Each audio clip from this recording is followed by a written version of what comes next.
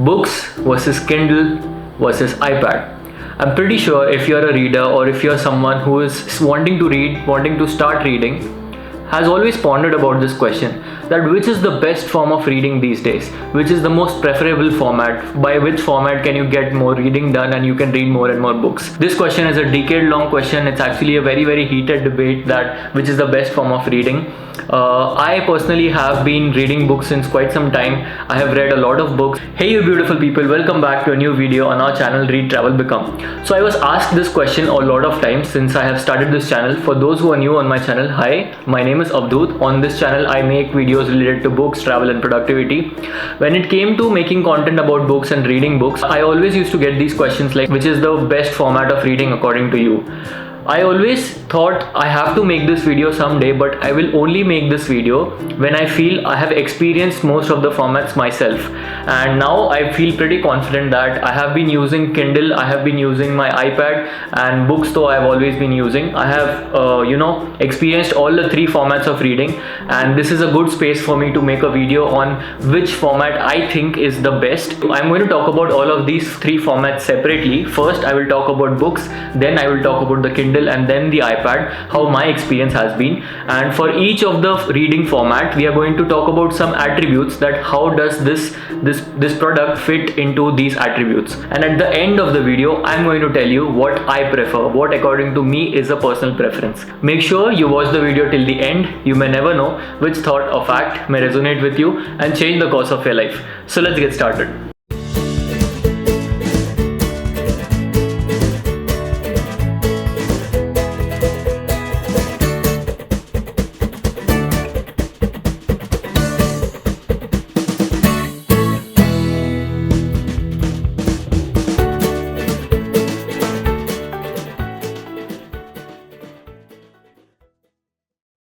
So let's start with books, paperback books. If you guys have been following me since quite some time, you guys know I'm a huge paperback fan. I have been reading paperbacks all my life. I love the smell of books. I love the feel of books. I love everything about having a hardcover paperback copy. Currently I am in the US, but back in India I had a huge library. I call it my own personal treasure. I had to leave that all and come here. But okay, keeping all of that aside, let's talk about some of the attributes. The first attribute is the feel, the aesthetics. So among all the three, this has the best feel because we have been primed of reading through books. That was the way we were evolved. That's why we have a natural predilection to read from hardcover, from paperbacks. It has a great feel. You can jump to any page you want. You can basically have something, you can touch it, you can feel it. It is something very tangential. And the best part about the feel of books for me is, whenever I'm done reading with a book, I keep it in my shelf, in my library shelf. So whenever I'm passing by, whenever it's there in my room, it's surrounding me, somewhere in my subconscious it always fits that I have read this book, I have gone through this book, and somewhere in my subconscious I know that because I have read this book I have to behave in a certain way, and I am bigger than what my thoughts are. So that is a very intriguing and very differentiating factor for me when it comes to paperbacks, that after you're done reading you can always have a look and keep them together. Next, let's come to reasonability. There's a difference here. When I was back in India, books were extremely cheap. You can buy any book. There are lots of mediums of buying books in India. You can get second-hand books, used books, new books, and lots of mediums back in India. Here in the US, books are expensive, especially the hardcovers. They are very expensive here. They cost around $20-25. So reasonability is a big factor for me now here. If you compare it in a long run, I feel people feel that if you buy so many books you would be spending a lot of money, but in the long run I would say buying book is like investing. You spend a lot of money on it, it's fine. Trust me, you will read that one book which will change everything for you.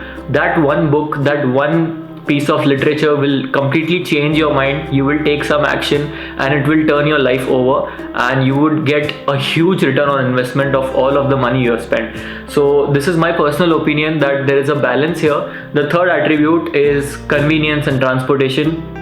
Books are very hard to carry. At the most you can carry like 4 or 5 books whenever you're traveling. And after coming here in the US, I have realized that how difficult it was for me to carry paperbacks.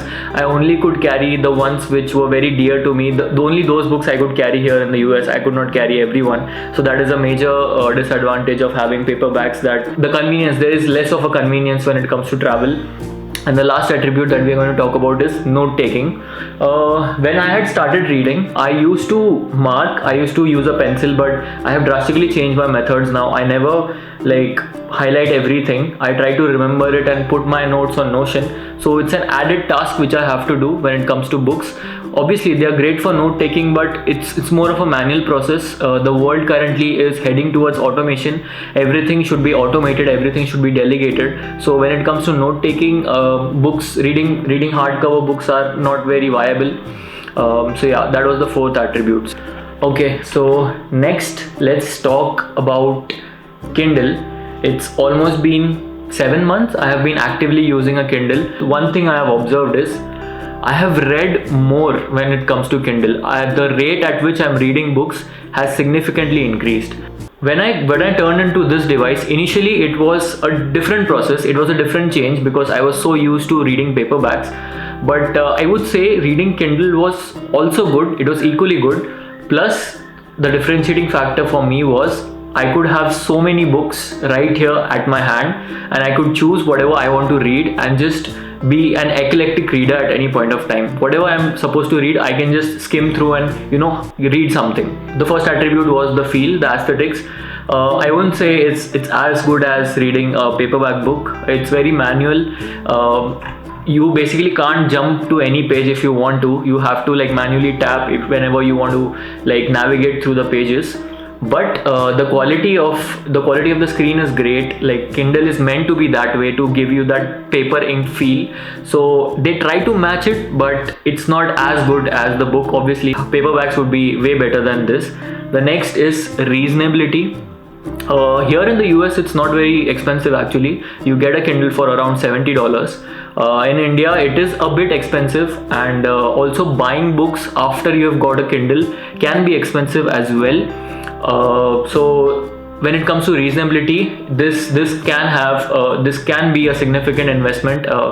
But again, if you are a reader, I think the Kindle is the best way to go, because you already know that you are a reader. You already have read books and you know your priority, you know your rate. So definitely in the long term it is going to be a great investment. So I would say if you are just starting out, you can start with paperbacks and then shift to Kindle. But if you are a reader, you can definitely switch to Kindle. I would definitely recommend reading a Kindle, because I myself experienced that after reading for about 1.5-2 years just the paperbacks. When I switched to Kindle, it was a great experience. It was like I was reading a lot more. So just identify where your timeline lies in terms of your reading accuracy and your reading speed, and then you can accordingly shift. Next attribute is convenience. Oh, it's such a convenient tool. Wherever you go, you carry thousands of books with you. It's just amazing. Like you can have all of the knowledge just in the palm of your hand. 10 on 10 points for convenience and transportation. And the last is note taking.